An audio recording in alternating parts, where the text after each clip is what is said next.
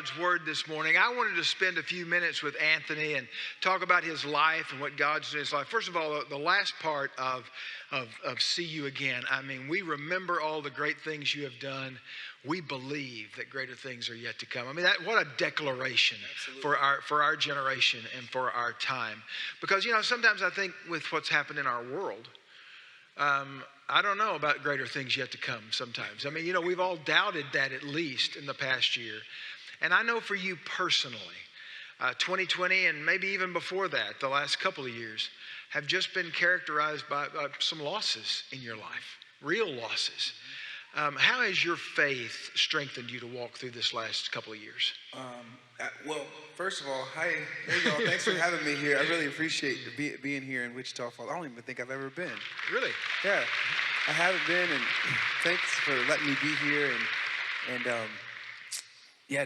this is one of the first, I haven't been out on the road for a year, basically, so to be able to worship with the audience in the room, oh my gosh, this is a big deal. So thank you for having me. But yeah, over the past few years, right before 2020, when we all were, everything came to a halt for all of us, we just experienced, like you mentioned, great loss in our family. We lost 8 family members over the course of 16 months, and it wasn't, all of them were unexpected. There was no like, oh, we have time to, it was just like, boom, boom, boom, it felt like the Twilight Zone, really. And I was really struggling because I'm the one in my family, even though I'm a preacher's kid and all that stuff. Preacher's kids always are like 1 degree from crazy, and that's me. So I'm the one who's like struggling. No, not your kids, though. Sorry. I was relating. Actually. Yeah. Oh, you were relating? Yeah. Oh, okay. Well, some preacher's kids are 1 degree from crazy, and I've struggled with my faith in general because my feelings run. I mean, I look like a linebacker. I tell people, but I have the emotions of a ballerina some days. I'm like, can y'all feel this? This is amazing. That's kind of me. But with that comes, when trouble comes in my life, like losing 8 family members and then going into a pandemic, my feelings start to take over, where I feel left and I feel lost and I feel abandoned. And God, what are you doing? Like, why would you, my mom and dad planned when they were 70 to then slow down and start traveling the world. And my mom made it 30 days past her 70th birthday because of a rare cancer diagnosis that came out of nowhere. And you see somebody serve the Lord their whole life, and then that happens, and it shakes you to your core. And I have had to really question, do you believe this or not? That's what's happened. But I mentioned in one of the other services, I used to resent the mundane, like the church every week. I mean, being a preacher's kid, it was church 3 times a week, you know what I mean? Yeah. There's a movie called The Karate Kid. You remember that movie? Does anybody remember that movie? Yeah. Like the old one from growing up, not the new one the kids think is the original. Not, you know what I mean? Mr. Miyagi was teaching Daniel's son. He wanted to learn karate so bad. And one of the first things he did is he handed him a paintbrush, and he had him like painting fences, and then he handed him like these 2 pads and had him waxing cars. You remember that? The wax on, wax off? Somebody did it. Yeah. I mean, yes, that happened. And he had him continue to do it. He was ready to learn karate, and he said, no, all the fence, like the whole thing, and all these cars. And he was getting angry at Mr. Miyagi, and finally he was like, I want to learn karate. That's what I came here for. And Mr. Miyagi threw a punch, and he immediately went like this. Like his reflex was to do it. He threw another one, and he went like that. And I realized that the things that I've resented growing up that God was doing in my life that I thought were mundane because I was ready for the big thing, he was teaching me how to fight. And in those years where we lost a lot of our family, and with 2020 and everything we went through, I didn't realize that I had faith reflexes inside of me until I had to fight at that level. So I don't resent, my faith is stronger, as odd as that is to say after all that. I wouldn't think I'd ever say that. And I don't resent the mundane things in trying to get to the big thing, because the mundane things are training you for the big thing. That's a great word. But to take the Karate Kid metaphor, you had kind of a Mr. Miyagi he lived with you. Yeah. He raised you. Yeah. I mean, your dad, tremendous Bible teacher, just a man who has served the Lord so faithfully. Of course, I've heard him say your mom's really the rock at home. But what was it like? I mean, you're growing up in this house. Your dad isn't just pastor of a very large church in Dallas, but is an international ministry. And I mean, there's a spotlight on that that's glaring. Yes, and I remember sometimes growing up being like, I didn't ask for this spotlight. Like it just, like I have to be in it because my dad's in it. And so I didn't love that, but what I did love was that my parents were the same at home as they were at church and in ministry. Because otherwise, I wouldn't be here with y'all today. I would be like, this isn't for me. But he's just a faithful man who grew up. He grew up very simple. He comes from like the inner city of Baltimore. Like my grandfather stayed in that house until he just passed away. One of the 8 was our grandfather, and he just is an anchor. Like my dad was raised by an anchor, and that's what he believes, is that our faith is first. Ministry isn't first, and building some big thing was not first. So that's how I held on to sanity. I learned something new about you. A new singer, worship leader, recording artist, knew about The Voice. A long time ago, yes. But you played Beast in a production of Beauty and the Beast, a live action production in the Hollywood Bowl. I mean, of all places, that's a pretty prominent arena. I mean, it's a great place acoustically to do a musical. And you're moving in that, you raised kind of in the church, but you're now moving and interacting with a lot of people in the recording industry who are far from God. And I'm sure in Hollywood and in that industry, there are good and faithful people who love Jesus. I don't want to throw everybody under the bus, but there are also people who are just kind of, okay, you're a Christian, just don't bring that around me, or even people who are hostile to your faith. How do you see God using you in that setting? Well, getting put in those scenarios, which is crazy, how that whole scenario happened. Did any of y'all see the movie The Greatest Showman? Y'all remember that? It's just such a fun movie. And I sang something on Instagram, and Hugh Jackman, the star of that movie, we all know Wolverine, he saw it and reposted it, and the writers from that movie saw it, and the girl who sings that song in the movie got sick and couldn't sing it at some Oscar party, so they had me come sing it because they saw me on Hugh's thing, and the director of Beauty and the Beast was there. So it was the most random, it's the typical how it works, but what has happened is I've gotten thrown into scenarios, because that felt like being thrown into a scenario. I was at the gym and got a call from these guys. Been thrown into scenarios where I am sitting down with people of influence. Like I remember at Beauty and the Beast sitting backstage with Kelsey Grammer, who was Lumiere that night, and he just like, so what do you do? Like, tell me what's up. And I get to explain my faith our faith on a personal level to people who would never come in here. Like, I don't know about him specifically, but another instance was sitting down at Christina Aguilera's house for Christmas dinner when I was on The Voice, and her asking about my faith. And I thought, I don't even know how to explain my faith without sounding like us, like lamb that was slain, like that kind of stuff. I'm like, she's gonna think I'm nuts if I start talking like that. So it has challenged me, and it has reminded me that we are not the salt of the shaker. We are salt of the earth. That's what we're here for. And we are, coming to church and not doing anything outside of here is like watching a football team just huddle. Like, what difference does a huddle make? So that's what LA has allowed me to do. And again, I come home often because LA's not the Bible Belt, just in case y'all are wondering. It's a little different, but look, we send missionaries around the world to different cultures, and the way I see your ministry developing, it's almost like you're a cultural missionary. I've not heard that until you just said that. Into that culture, into that pocket of people. I mean, if I show up at Christina Aguilera's living room to explain the gospel to her, I'm getting arrested. Security. Okay, so security. Yeah, but no, that went the wrong way. But for God to use you in that way is just incredible. And thank you so much for sharing your talent with us today. Thank you for letting me be here with y'all. For real, I really appreciate you trusting me. God bless you. Yeah.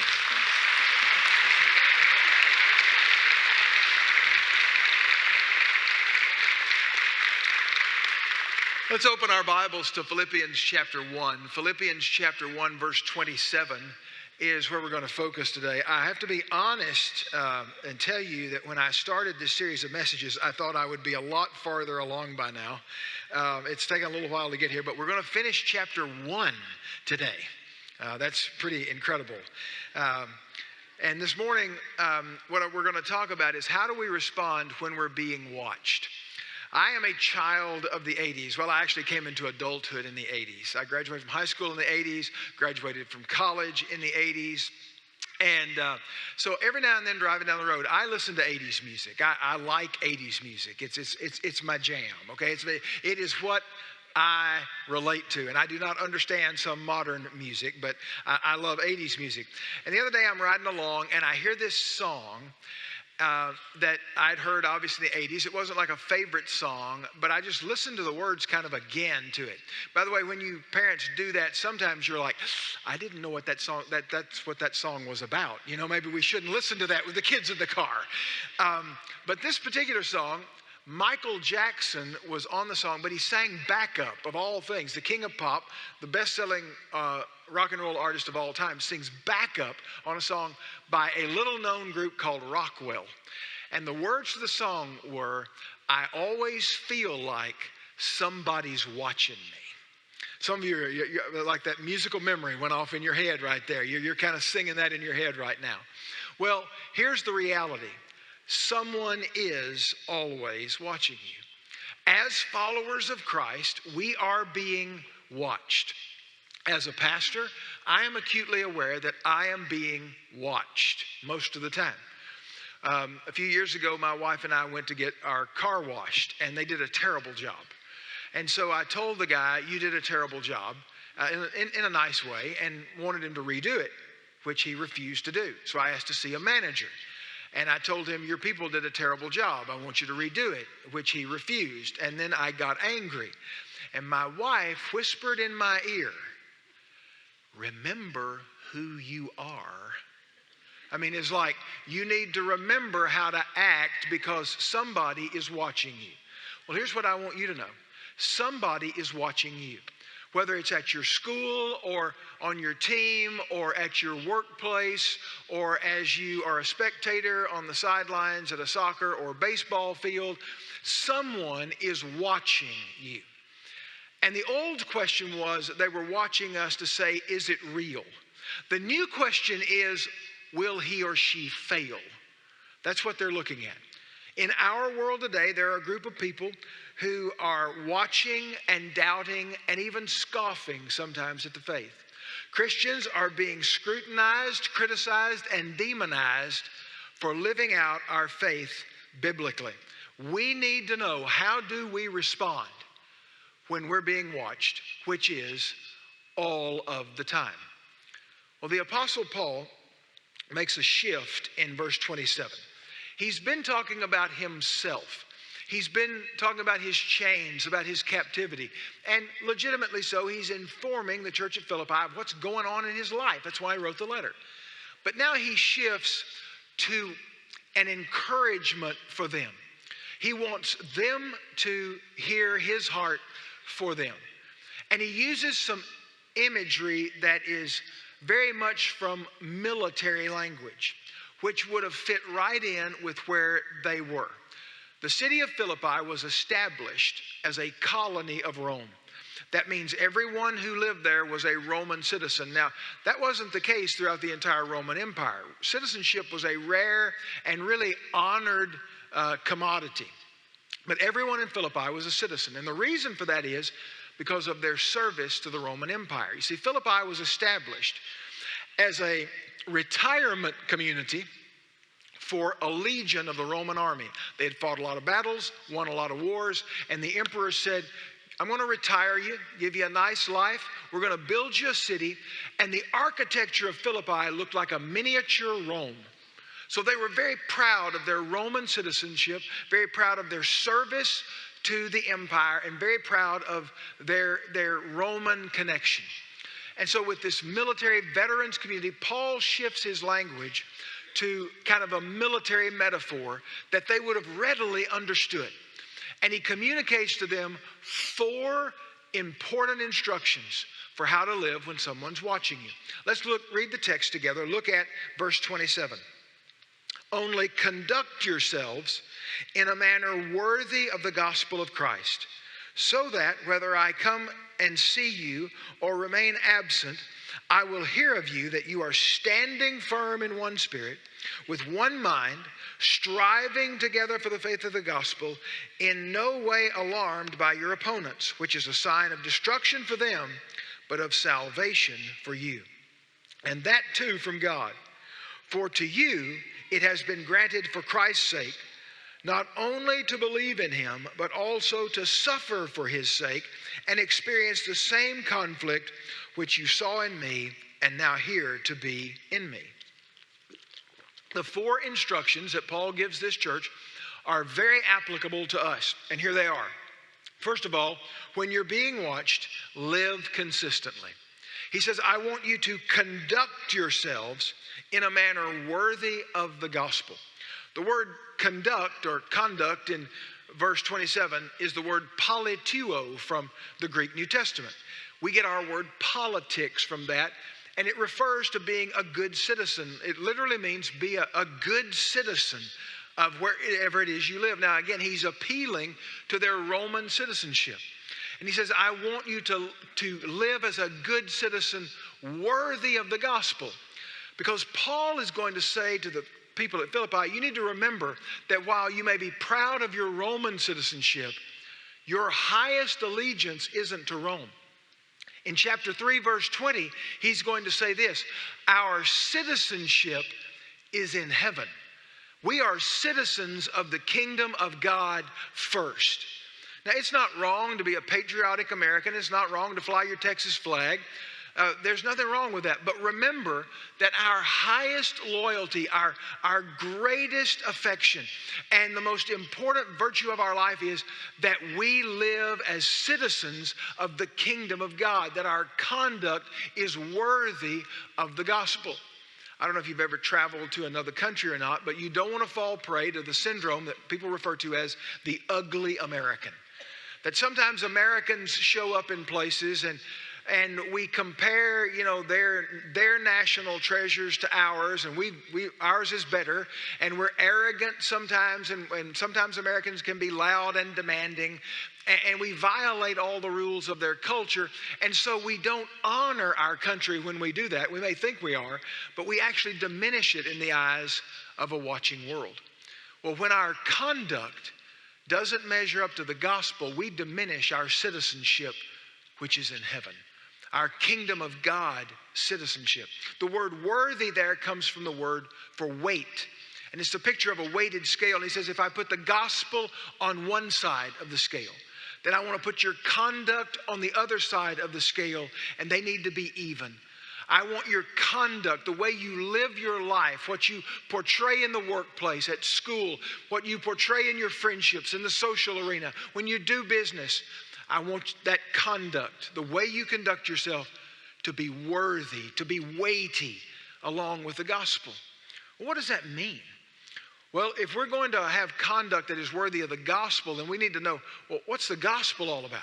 First of all, the gospel is all about love. Does love portray your conduct? Is your conduct, is the way that you live your life, lived out of the overflow of the love of God that has come in you and now allows you to love other people?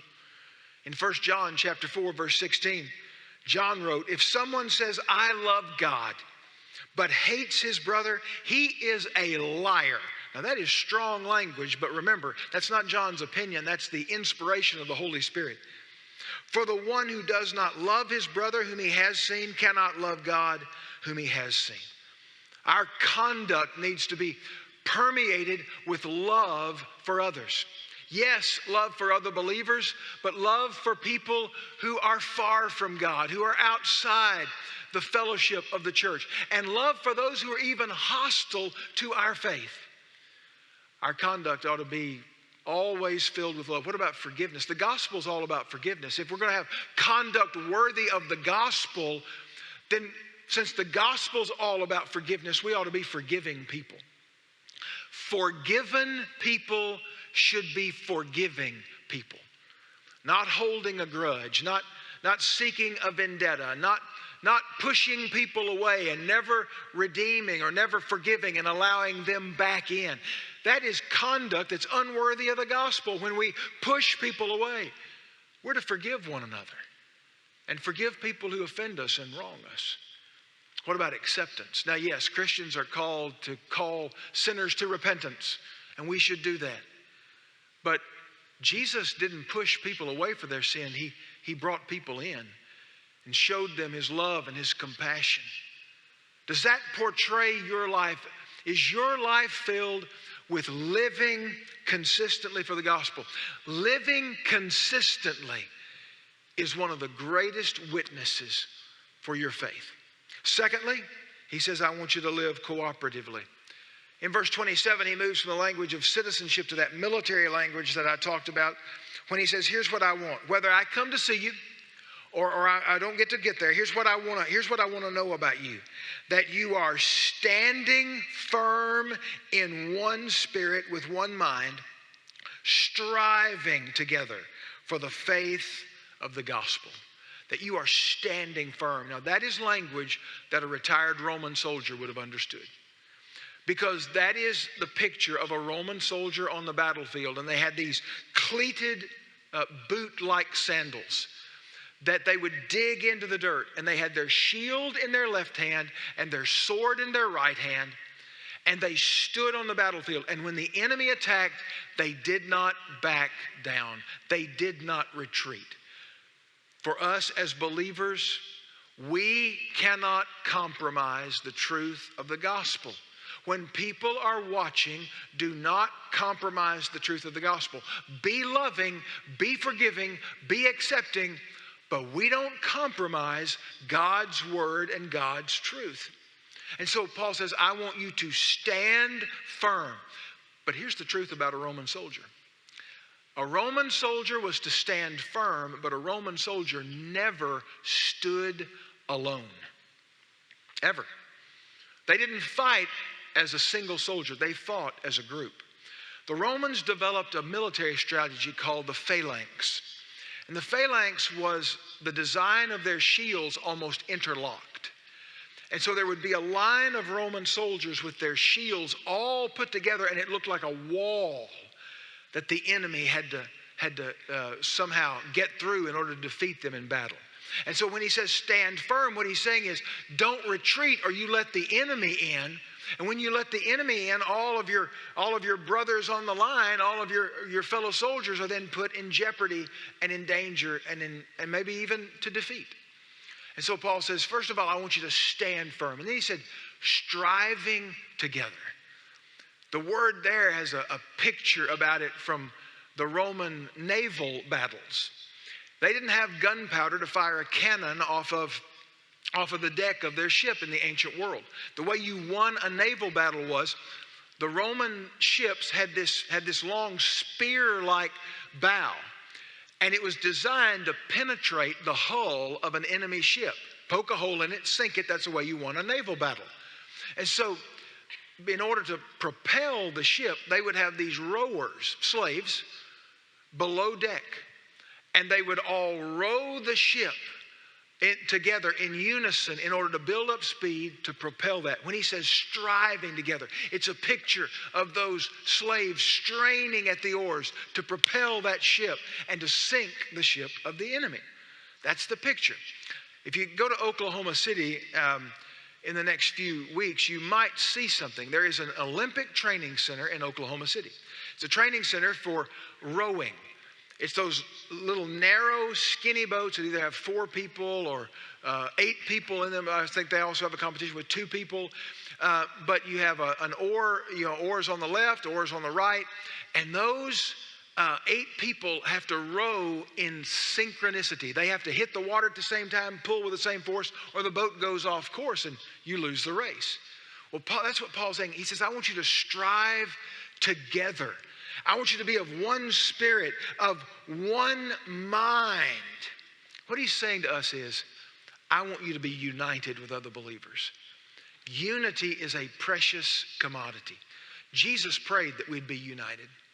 In John chapter 17, verse 1, Jesus prayed, Holy Father, keep them in your name, the name which you've given me, that they may be one, even as we are one. Now, unity doesn't mean unanimity.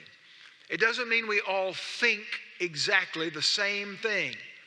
Unity also doesn't mean that we have to be always uniform, that we have the same preferences, that we like the same things.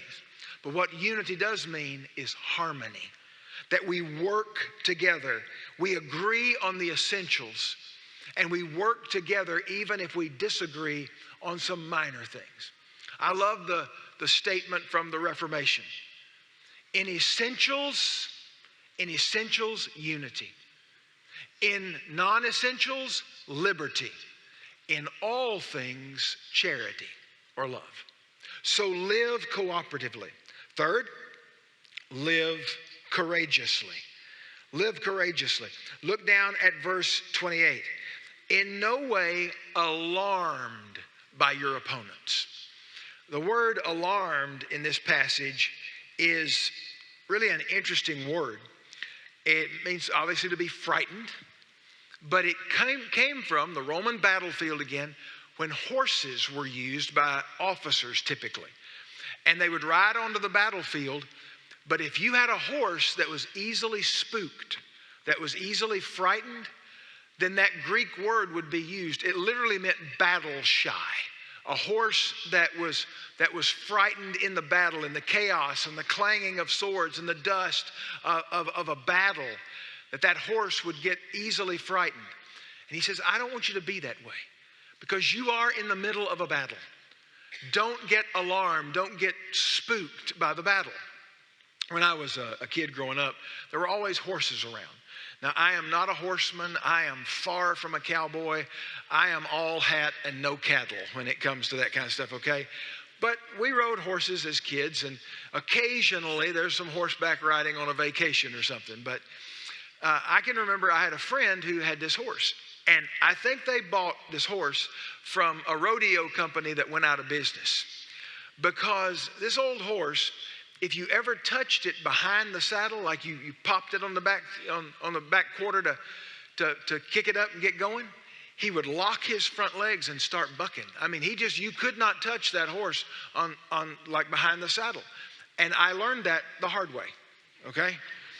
On one occasion, I'm riding this horse, and we rode from my friend's house back to my mom and dad's house, and we were coming through the pasture, and we came around our barn, and my dad was a pig farmer.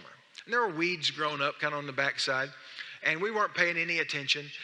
And all of a sudden, this big old pig was laying up under some of those weeds, and we frightened the pig, and so the pig jumped up and snorted real loud like only a pig will make a noise. I will not emulate that. But it frightened my horse. And all of a sudden, that horse went one direction, and I went another. I mean, now I'm going to tell you something. I'm a good enough cowboy, I know. If you get thrown off a horse, you get back on. So I got back on for 15 minutes, and I never rode that horse again. I mean, twice is enough for me to get thrown off the same horse. Well, here's what Paul is saying. He says, I don't want you to be like that. I don't want you to be like a battle-shy horse, a horse that's easily frightened. You are in a battle. Paul would say, but I want you to live courageously. And Paul even says we have opponents in this battle. I want you to remember this, that we are in a battle and we do have an enemy, but our enemy is not flesh and blood. We fight against powers and principalities and spiritual forces of wickedness in high places. That's what the Bible says.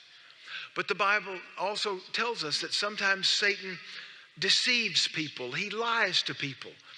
He tells people things that are not true. He inspires people to acts of evil and sin. And Paul would declare those people our opponents. And what he would say is, don't be alarmed by your opponents. Actually, when they come against you, Paul says it's a sign. It's not a good sign for them, it's a sign of destruction. It's a good sign for you, because if they're opposed to the message of God and opposed to you, then you're on God's side. It's a sign of your salvation. What Paul says is, don't be alarmed. Be courageous. Because if you're filled with fear, you will never be a faithful witness. It will not happen. But bold, brave believers make a difference. Bold, brave believers who will speak the word of God with boldness, who will represent Jesus Christ well. make a difference in our world, even sometimes when you're the only one. A few years ago, I got to go to Rome, back when we traveled and went places and did things. And in Rome, if you go to Rome, go to the Colosseum. I mean, that's what you're going to do, right? You go see the touristy stuff. So we went to the Colosseum and we took the Colosseum tour. And on the Colosseum tour, our tour guide told a story which I researched and found to be true. Sometimes tour guides can stretch it just a little bit, but this story is true. You know that in the Roman Colosseum, there were the gladiator games, and it was blood sport. When a gladiator was defeated, the emperor either gave a thumbs up that this man had fought valiantly or a thumbs down, put him to death. And most of the time the crowd chanted, "Death, death, death." They wanted to see blood. You also know that for some time that Christians were brought into the Colosseum to be slaughtered by gladiators and wild animals. It was blood sport, and Roman society was a bloodthirsty society. But in 312 AD, the Roman Emperor Constantine converted to Christianity. He became a Christian. And when he did that, Christianity was no longer a persecuted religion, it was an accepted religion. And Christians were no longer slaughtered in the Colosseum. So, the games of the gladiators continued even while Constantine was emperor. But on one occasion, in about 400 AD, there was a Syrian monk who came to Rome, and all these people are going to the Colosseum, and so he decided to go and see what this is all about. And when he went in, he was appalled by this violence. I mean, these are people created in the image of God, and they're slaughtering one another for sport, and something is just deeply wrong with this. And so Telemachus actually climbed over the wall of the Colosseum, went down onto the floor, threw his hands up. The people went silent to hear what this crazy man had to say, and he said this: "In the name of Christ, forbear." Forbear. That word means stop. Stop this madness. And of course, the crowd being silent at that moment, then they began to boo Telemachus. They began to boo him and throw things at him. And finally, one of the gladiators just ran a sword through him, and he bled to death right there on the floor of the Colosseum. And some people watched that. And they began to file out of the Colosseum. Now, the next day, they had the gladiator games, but fewer people came. And within a matter of months, nobody came, and they shut down the gladiator games in the Colosseum because one person stood up and was willing to risk it all to say, "This is wrong. It needs to stop." And one person God used to change a culture. I'm going to tell you, you could be that one person. God wants to use us if we will stand up with courage and boldness and bravery and not be alarmed by our opponents to change our world. Fourth and finally, live convincingly. Live convincingly.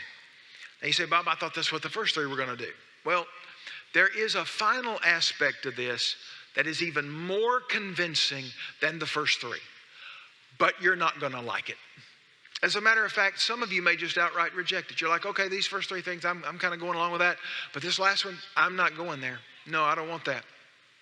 Here's what Paul said. To live convincingly, not only must your conduct measure up to the gospel, and you work with other believers cooperatively, and you stand with courage, but you also do this. Look at verse 29. "For to you it has been granted for Christ's sake, not only to believe in him, but also to suffer for his sake." The convincing proof that Paul talked about was our suffering. Now look, nobody wants to suffer. Nobody signs up for suffering. But Paul would say to us, if we're going to follow this line of thought that he's presenting, that soldiers suffer. And in the book of 2 Timothy, he writes in 2 Timothy 2:3, "Suffer hardship with me as a good soldier of Christ." Paul would say that suffering is a convincing proof to a watching world of our faith. Look back at that text. I want you to see something. Paul says our suffering is actually a grace gift. For to you it has been granted. The word there is, the root word is charis, grace. It's a gift. And here's what he says. It's a gift to you for Christ's sake, not only to believe in him. Our faith is a gift. We like that part of this. But as equally as our faith is a part, our believing is a part, he says our suffering is a part. A little bit later in this letter, Paul is going to write in Philippians chapter 3, verse 10, the goal that he has in life, his pursuit in life. He says, here's my pursuit, that I may know him and the power of his resurrection and the fellowship of his sufferings, being conformed even to his death. Paul says to you and to me that there is a gift that none of us want to unwrap. But it is a powerful, convincing truth that our faith is real, and that is the way we suffer. Now, in this case, he's referring to suffering by persecution. But there's other kinds of suffering. And I'm going to tell you, I've watched something as a pastor that is real. And I've watched it in two men in this church in the last few months. Two members of our deacon fellowship that I've been very close to. One of them has gone on to heaven. His name was Victor Avinas. And he suffered with cancer. And the way that he suffered, I'm going to tell you this. I looked him in the eye the last time I got to talk to him. And I said, Victor, if this is the last time I get to talk to you, I want you to know something. When it comes my time to go, I want to go with the attitude that you're going with. He loved people. He had faith. And even in those last moments of his life, he had joy. Real joy. And a guy named Dave Nave, who is we're still praying for a miracle for Dave. You could do that. But Dave looked our deacons in the eye last Tuesday night at our monthly deacons fellowship meeting, and he said, man, I just want you to know I'm still praying for a miracle, but if it means I go to heaven, I just want to see Jesus. I'm good with that. I mean, his body is racked and ravaged with cancer and with the effects of the chemotherapy. And in those moments with medical personnel and doctors and nurses and therapists, they have looked at him and they have said, you're suffering, but you've never turned your back on your faith. And it is a convincing proof to a watching world when we suffer well for Jesus. Live convincingly. See, when we suffer, there are a couple of things we need to remember. We never suffer alone, ever. We never suffer alone, humanly speaking, because God gave us the gift of the church. If you just show up here on Sunday mornings at 11 o'clock and hear a sermon and some songs and leave, and that's all your Christian faith kind of amounts to, I need you to know something. You're missing out on something that's really, really significant and important. And what is important is the fellowship of the church, because we are all going to suffer. All of us are going to walk through dark days, and you need a group of people to come alongside you, and you're going to find those people in the fellowship and community that is built in life groups in our church. You are to never suffer alone, because God gave us the gift of the church. But God also gave us another gift, and that is Himself, the Holy Spirit. And when you put your faith in Christ, no matter how dark the days get, you will never be alone again, because the Spirit of God dwells in you. The Spirit of God is in you the moment you believe. And for some of you, maybe you need to say, you know what, that's what I'm lacking. I need to put my faith in Jesus. It's been granted to me, this gift to believe. And so I want to put my faith in Jesus. And if you want to do that this morning, we're going to give you the opportunity in just a few minutes. You can slip out from where you're standing as we worship in just a moment. I'll be here at the front. Some of our pastors will be at the front if you want to pray with somebody. We'll lead you. We'll go to a quiet place if you want, and we could lead you to faith in Christ today. What I want to do is pray for us, and then we're going to stand up and sing a worship song together. Father, we give you this moment. We trust you in it. I pray for those in this room who need to stand firm in their faith, for those who need to say, I'm not going to compromise, but I'm going to lovingly stand firm for what I believe. I pray for strength for them.